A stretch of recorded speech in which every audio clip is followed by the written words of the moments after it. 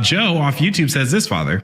I'm very confused about the term Christian Zionist. If it's not too controversial, would you be able to give a little bit of light on this as traditional Catholics? So when we use the term Christian Zionist, it would be a Christian who is unwavering in their support for the state of Israel for theological reasons. So it's not due to any sort of geopolitical consideration or their relationship with the United States, their relationship with other countries, or their historical origin of the state.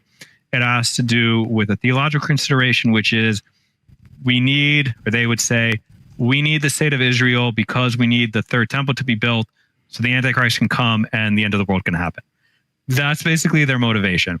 So in a certain sense, they are supportive of Israel because they want to see the end of the world. They want to see the second coming of Christ.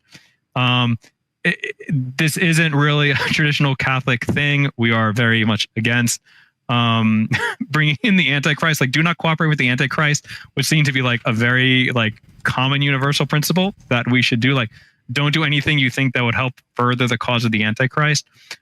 So yeah, from the Catholic point of view, this would not be a position we could take from a theological point of view. Yeah, don't support the Antichrist. I think that's pretty straightforward. I don't see why this is a thing. But yeah, don't help the Antichrist. Yeah, just don't do that. Yeah, very simple that we can live with, right? That probably is like a good plan.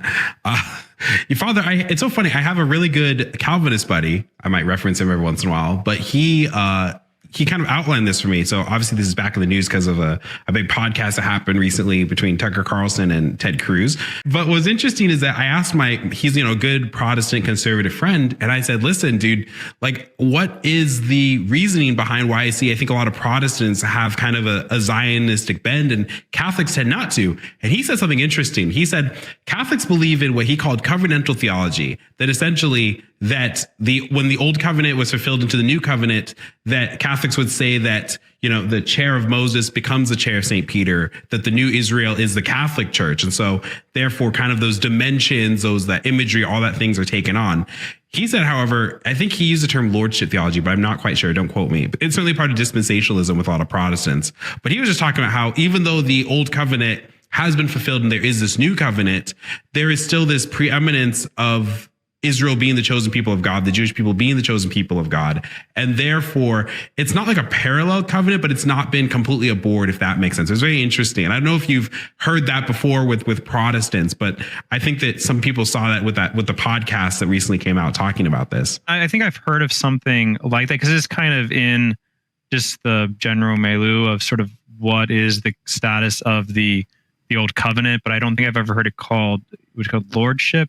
I believe that's what he said or something. I've never heard that term before.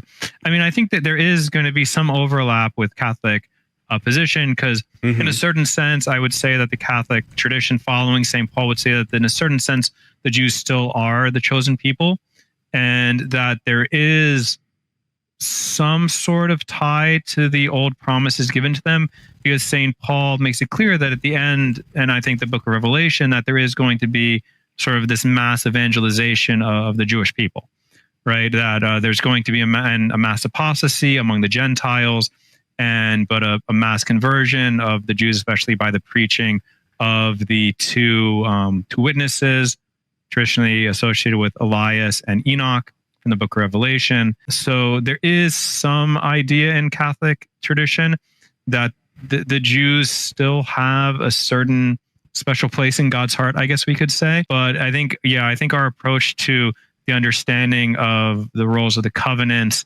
is going to be different from this lordship covenant that your friend described. I probably am very wrong on the term. Can't access our text threads through this. So maybe I'll just say broader Protestant dispensationalism. People will understand what I mean. But if that's the case, maybe there's some Protestants or former Protestants. I'm not trying to besmirch what anyone thinks here. I'm just trying to get it accurate. But anyway, an interesting question.